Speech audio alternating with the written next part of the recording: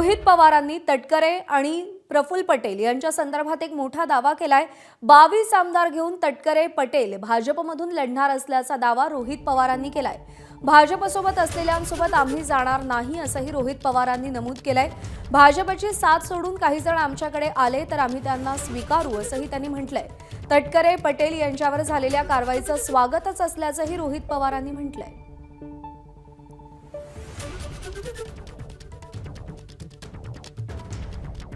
तर राष्ट्रवादीतून आमच्याकडे कोणालाही प्रवेश देणार नाही असं मुख्यमंत्री फडणवीसांनी माझा महाराष्ट्र माझं विजन या कार्यक्रमात म्हटलं होतं। एक महिन्या 2 महिन्यात 3 महिन्यात पक्ष पूर्णपणे स्टेबल होईल, काही मला त्याच्यामध्ये अडचण वाटत नाही। त्यांच्या पक्षातल्या कोणाला आम्ही आमच्या पक्षात घेणार नाही। त्यांच्या पक्षातले लोक त्यांच्याच पक्षात राहतील।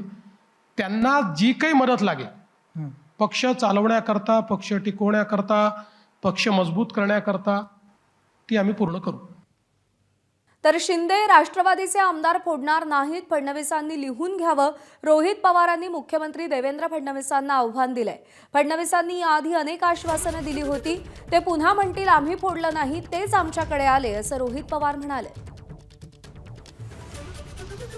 ॲफिडेव्हिटवर लिहून द्या की आम्ही एकनाथ शिंदे साहेबांचे आमदार फोडणार नाही आणि उद्या अजितदादांचे आमदार फोडणार नाही। मग बघू विषय कसा असतो ते। उद्या हेच म्हणणार भाजपचे नेते आम्ही कोणाच नाही फोडलं, तेच आमच्याकडे आले।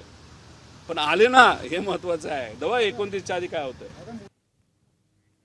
आणि या सगळ्या संदर्भात अधिक बातचीत करूयात। मंदार गोंजारी आपले प्रतिनिधी सध्या आपल्यासोबत आहेत। मंदार, रोहित पवारांनी केलेला दावा किंवा देवेंद्र फडणवीसांनी आपल्या कार्यक्रमात केलेलं वक्तव्य, या सगळ्याच्या पलीकडे काहीतरी एक चित्र सध्या महाराष्ट्रात दिसतंय असं रोहित पवार म्हणतायत। या सगळ्याचं डिकोडिंग कसं करायचं?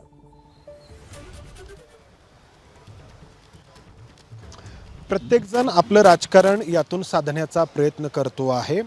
पहिली गोष्ट आपण पाहिलं तर काल सुनील तटकरे जे मागील 3 वर्षांपासून राष्ट्रवादीची 2 शक्ल झाल्यापासून शरद पवारांना भेटलेले नव्हते, ते अचानक शरद पवारांना भेटायला गेले। निमित्त होतं ते तब्येतीच्या विचारपुशीचं। मात्र आपण सगळे जाणतो की राष्ट्रवादी काँग्रेस ज्या पक्षाचं चिन्ह घड्याळ आहे त्या पक्षामध्येच सुनील तटकरे आणि प्रफुल्ल पटेल यांना डावललं जात आहे। आणि एका अर्थाने पार्थ पवार आणि सुनेत्रा पवार यांना सुनील तटकरे आणि प्रफुल्ल पटेल हे नकोशे झालेले आहेत। आणि या दोघांना चेक देण्यासाठी म्हणून सुनील तटकरे शरद पवारांना भेटले असं मानलं जात आहे।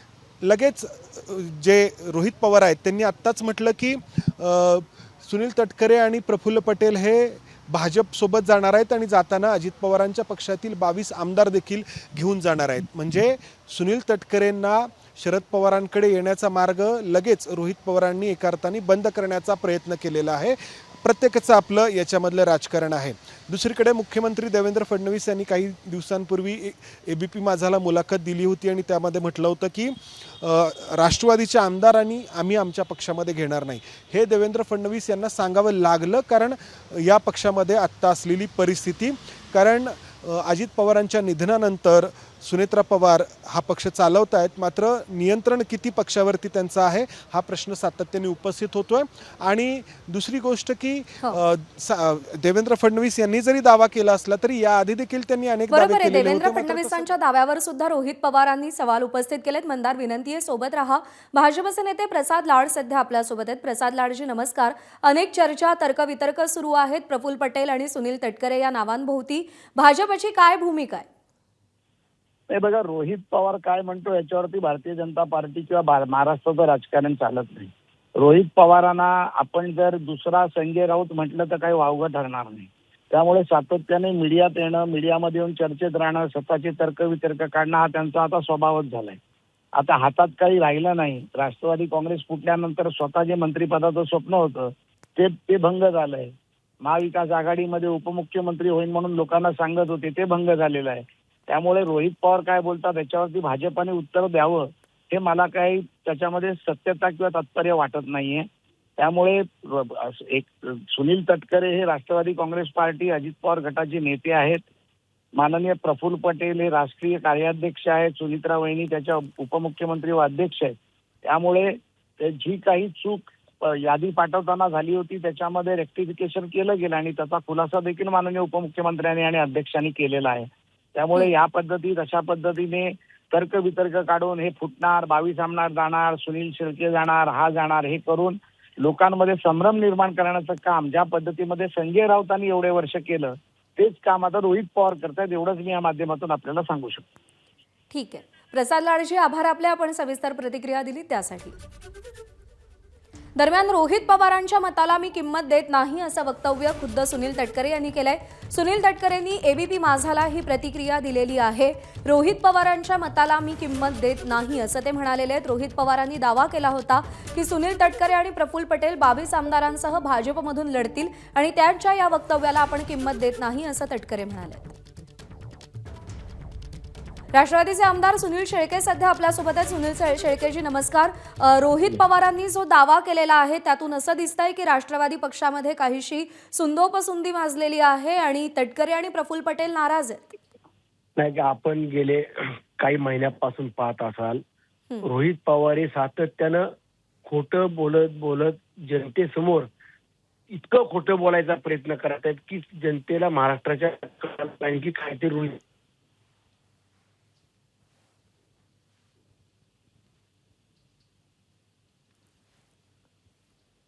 आदरणीय सुनीतराव वहिनींच्या नेतृत्वामध्ये एक संघ असताना आदरणीय प्रफुल्लभाई असतील, आदरणीय तटकरे साहेब असतील, भुजबळ साहेब असतील, आदरणीय वळसे पाटील साहेब असतील, हे सगळे नेते मंडळी एका ताकदीने एका जोमानं सुनीतराव वहिनींच्या मागे खंबीरपणाने उभे आहेत. रोहित पवार हे सातत्याने काही ना काही स्वतःला प्रसिद्धी मिळावी किंवा चर्चेत राहावं म्हणून वेगवेगळी विधानं करत असतात. रोहित पवारांनी मागील काही दिवसापूर्वी बारामतीत जी पोटनिवडणूक झाली त्या पोटनिवडणुकीमध्ये काँग्रेस पक्षाचा उमेदवार देण्याचा जो काही हट्टाच धरला होता हे आता आम्ही महाराष्ट्राच्या जनतेसमोर सांगितलं पाहिजे का? 2029ला रोहित पवार बारामतीत काँग्रेस पक्षाकडनं उभं राहण्याचा आतापासून प्लॅन करतायत हे आम्हाला माहित आहे, पण आम्ही आजपर्यंत कधी या वक्तव्य केले नाही, आम्ही बोलून दाखवत नाही. परंतु राष्ट्रवादी काँग्रेस पक्षामध्ये कुठंतरी चलबिचलता दाखवावी, कुठंतरी अस्थिरता कशी निर्माण होईल किंवा प्रत्येकाच्या मनात संभ्रम कसा तयार करता येईल हा जो काही रोहित पवार प्रयत्न करतायत याला राष्ट्रवादी काँग्रेस पक्षाचा एकही कार्यकर्ता थारा देणार नाही. आणि जर आदरणीय फडणवीस साहेबांकडनं लेखी काही मागणी करत असतील भविष्यात कुठल्या राष्ट्रवादी काँग्रेस पक्षाचे आमदार तर तुम्ही पहिले लेखी द्या. बारामतीमध्ये आम्ही सुनीतराव वहिनींच्या विरोधात कधी उभं राहणार नाही किंवा आम्ही त्यांच्या विरोधात प्रचार देखील करणार नाही. ही तुम्ही अगोदर नैतिकता जपा आणि मग इतरांना काही चर्चेतून किंवा काही वावड्या उठवून बदनाम करण्याचा प्रयत्न करायचा असेल तर तो नंतर करा. ठीक आहे. सुनील शेळकेजी, आभार आपले, आपण सविस्तर प्रतिक्रिया दिली त्यासाठी. दरम्यान या सगळ्याची चर्चा सुरू झाली त्याला निमित्त ठरलं रोहित पवारांचं वक्तव्य. काय म्हणाले रोहित पवार पाहूया. विखे पाटील साहेबांना श देण्यासाठी कोल्हेंना तिथे MLC बनवलं. आता कोल्हेला तिथे MLC बनवलं असेल तर मग तिथला जो दादांचा पक्षातला आमदार आहे काळे हे काय यांच्याच पक्षातून उभे राहतील का? मोकळं झालं ना तिथून, त्या ठिकाणी BJPतून ते उभे राहतील. आता तुम्ही इतर ठिकाणी सुद्धा बघितलं तर ऑलरेडी रणनीती आता तुम्हाला मावळचा आमदार काही ह्या पक्षात राहील असं वाटतं का? तो जाणार आहे भाजपमध्ये. अहो हे सगळं सगळ्यांना माहिती आहे. उगाच आपण पतंग उडवत मी किती प्रेमाचा मग मिठी मारणं आणि रडून रडून किती वेळा रडणार. माझं एवढंच म्हणणं आहे दादांसाठी आता कुणीही त्यामध्ये डोळ्यात पाणी आणू नका, प्रयत्न करा.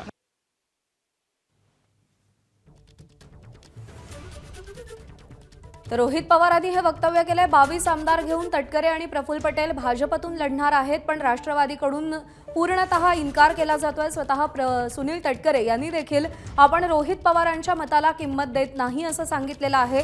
तर रोहित पवार राष्ट्रवादीमध्ये अस्वस्थता असल्याचं चित्र निर्माण करतायत असं वक्तव्य आमदार सुनील शेळके यांनी केलेलं आहे.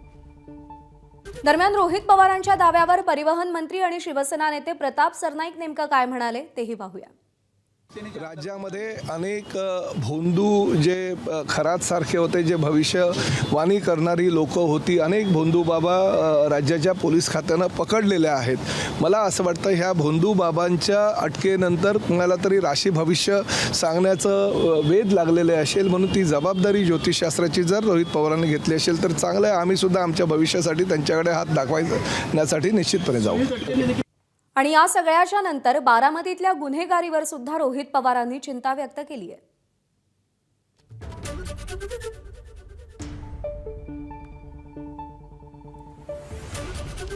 काही स्थानिक छोटे राजकीय नेते असतील आणि काही इतर लोक मिळून तिथं वेगळ्या वेगळ्या पार्ट्या ज्या ड्रग्सच्या या आयोजित केल्या जातात, वेगळी नावं दिली जातात, म्यू म्यू, पुसीकॅट, अजून काहीतरी वेगळं आणि मग ते ऑफिशियली मोबाईलवर टाकलं जातं, स्टेटस ठेवलं जातं आणि तिथं त्या पार्ट्या होतात. आणि हे प्रमाण आता मोठ्या प्रमाणात वाढत चाललं. त्यामुळे आम्ही जेव्हा पोटनिवडणुकीचा प्रचार करत होतो, लोकांनी आम्हाला असं सांगितलं की याच्यात लक्ष द्यावं लागेल.